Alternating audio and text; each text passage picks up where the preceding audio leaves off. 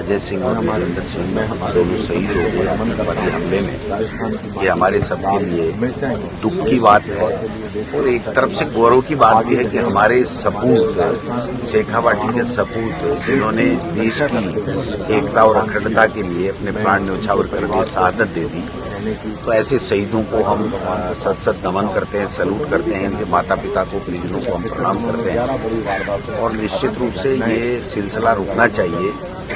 काफी आतंकवादी घटनाएं बढ़ रही हैं, तो हमारी सरकार को, केंद्र सरकार को इसके ऊपर कोई कड़ा एक्शन लेना चाहिए, क्योंकि 10 साल से हम देख रहे हैं कि बातें बड़ी बड़ी की गई थी, लेकिन उन बातों पे कोई अमल नहीं हुआ और आए दिन आतंकवादी हमारे घर में घुस करके हमारे नौजवानों को शहीद कर रहे हैं, मार रहे हैं और हम कुछ नहीं कर पा रहे हैं। तो ऐसे में हम इस पर राजनीति नहीं करना चाहते, लेकिन हमारा इतना निवेदन जरूर रहेगा प्रतिपक्ष के नाते कि सरकार को इसमें कोई सख्त एक्शन लेना चाहिए कि भविष्य में इस प्रकार की आतंकवादी घटना में हमारे कोई जवान शहीद ना हो। अंत्येष्टि के दौरान कांग्रेस के कोई बड़े लीडर वहाँ पर रहेंगे? बिल्कुल देखे रहेंगे, इसमें कोई दो राय नहीं। वो तो हमारा धर्म बनता है, हमारा फर्ज बनता है, तो निश्चित रूप से हमने तय कर रखा है। इसमें कांग्रेस बीजेपी कुछ भी नहीं है सर, ये हमारे देश के शहीद हैं, हमारे प्रदेश के शहीद हैं, हमारे देश के लिए इन्होंने शहादत की है, इसलिए इसको हम पार्टियों में नहीं बांटना चाहते। हमारा सबका धर्म बनता है कि हम इनको सैल्यूट करें, प्रणाम करें और इनकी शहादत को नमन करें। हमारे वीर सपूत अजय सिंह और वीरेंद्र सिंह जी शहीद हो गए। हम उनकी शहादत को सैल्यूट करते हैं, प्रणाम करते हैं, उनके माता पिता को प्रणाम करते हैं जिन्होंने ऐसे वीर सपूत जो देश के लिए शहीद हुए जन्म दिया।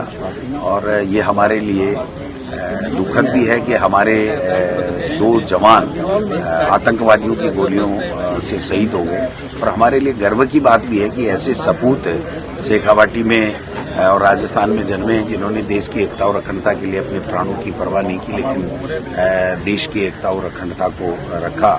मैं समझता हूं कि ऐसी घटनाएं काफी बढ़ रही हैं, इन सालों में काफी बढ़ी हैं। ये कम होनी चाहिए, खत्म होना चाहिए, आतंकवाद समाप्त होना चाहिए और इसके लिए केंद्र की सरकार को कोई सख्त कदम उठाना चाहिए, क्योंकि उन्होंने बड़ी बड़ी बातें की थी कि भाई एक के बदले 10 सर लाएंगे, पाकिस्तान को घर में घुस करके मारेंगे, चाइना को लाल आंख दिखाएंगे।